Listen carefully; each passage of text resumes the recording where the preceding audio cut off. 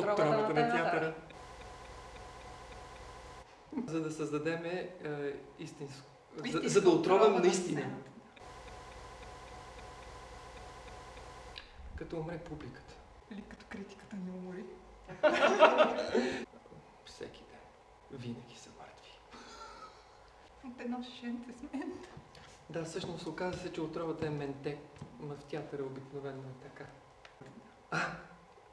Отрова менте за истинско... Отравяне на сцената.